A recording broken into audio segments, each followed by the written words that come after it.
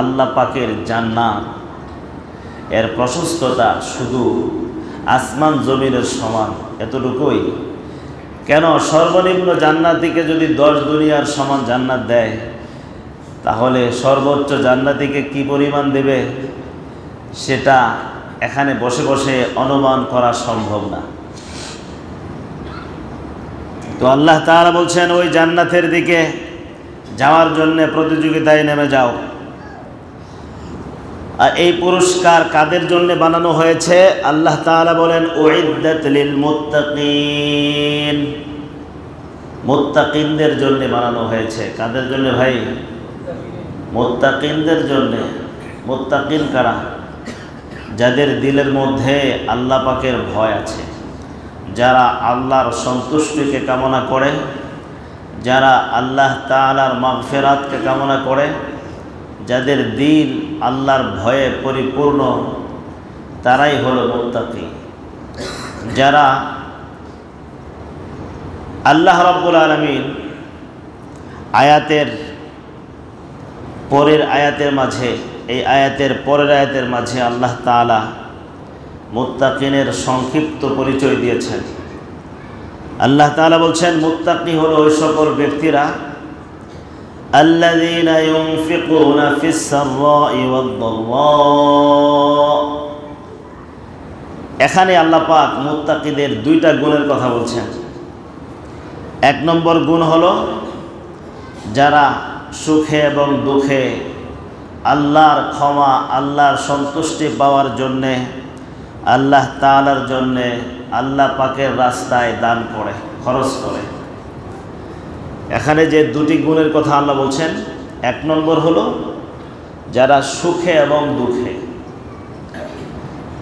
সচ্ছল যখন থাকে তখনও আল্লাহর জন্য দেয়, অসচ্ছল যখন থাকে তখনও তার সামর্থ্য থেকে যা পারে তা দেয়। এমন মনে করে না যে আল্লাহর জন্য দিলে আমার সম্পদ কমে যাবে। সম্পদ কমে যাওয়ার কথা কে বলে জানেন? শয়তানে বলে। কে বলে? শয়তান বলে যে আরে দিস না, দিস না, আল্লাহর জন্য দিস না। আর শয়তান তো কি কৃপণ। কৃপণ কে বলেন? কৃপণ কে? শয়তান। আল্লাহর গোলাম ইবাদুর রহমান, রহমানের বান্দা যে, সে কখনো কৃপণ হতে পারে না। যে রহমানের বান্দা পরিচয় দিবে সে কখনো কৃপণ হতে পারে না। সে আল্লাহর জন্য দেওয়ার যখন প্রয়োজন হয় তখন সে তার দিলকে উজাড় করে আল্লাহর সন্তুষ্টি পাওয়ার জন্য দান করে। আর কৃপণ কে বলেন? কৃপণ শয়তান। শয়তান আল্লাহকে সেজদা দিতেও কৃপণতা করেছে, আল্লাহর হুকুম মানতেও সে কৃপণতা করেছে। শয়তান আল্লাহর হুকুম মানে নাই, সে শয়তান কৃপণ। এবং শয়তানে বলে মানুষকে এই ওয়াসওয়াসা দেয় যে দিস না, দিস না, কমে যাবে, কমে যাবে, দিস না, কমে যাবে। এই কথা কে বলে বলেন ভাই? কে বলে? দলিল কোরআনের মধ্যে দেখবেন আল্লাহ তাআলা বলছেন, সূরাতুল বাকারা আয়াত নম্বর হলো 268 নম্বর আয়াত। এই আয়াতের মাঝে আল্লাহ বলছেন যে শয়তান বলে দিস না, দিলে গরিব হয়ে যাবে। শয়তান কি বলে বলেন? আরে 500 টাকা দিবি, তো 500 টাকা তো নাই, গরিব হয়ে যাবে। ওর থেকে এটা বাজার করে খাইতে পারতা, মাছ কিনে খাইতে পারতে, গোশত কিনে খেতে পারতে, 500 টাকা দিও না। এই কথা মানুষকে ওয়াসওয়াসা দেয় কে? শয়তান।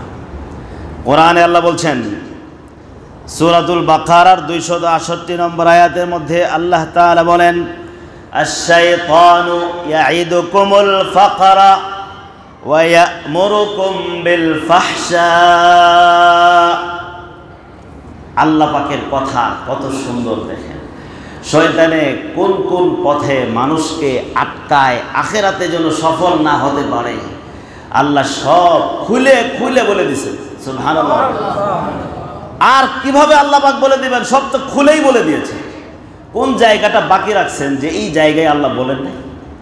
সব জায়গাতে আল্লাহ খুলে বলে দিয়েছেন যে বান্দা শয়তান তোমার কাছে সুন্দরভাবে আসবে, আপন সেজে আসবে। আপন না, আমার 500 টাকা, আমার 1000 টাকা সেভ করার জন্য আসতেছে, তার চাইতে বড় আপন কে? শয়তানের চাইতে। শয়তান দেখেন কত আপন সেজে আমাদের কাছে আসতেছে, যে দিস না, কারণ 1000 টাকা থাকলে তোমার থেকে যাবে, আর দিলেই তো শেষ। তাহলে শয়তান কি আমার এখানে হিতাকাঙ্ক্ষিতা হিসেবে আসলো না? এখানে সে কি আমার হিতাকাঙ্ক্ষী হয়ে আসে নাই?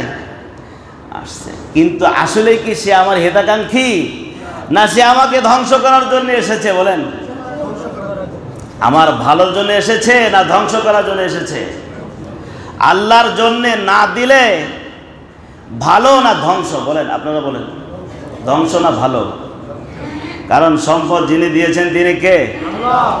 তো আল্লাহ বলছেন, আশ-শাইতানু ইয়াইদুকুমুল ফাকরা, শয়তান তোমাদেরকে ওয়াদা দেয়, প্রতিশ্রুতি দেয়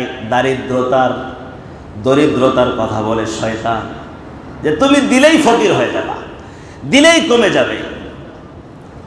আর আল্লাহ বলছেন, আনফিকু মিম্মা রাযাকনাকুম, আল্লাহ বলতেছে দেও।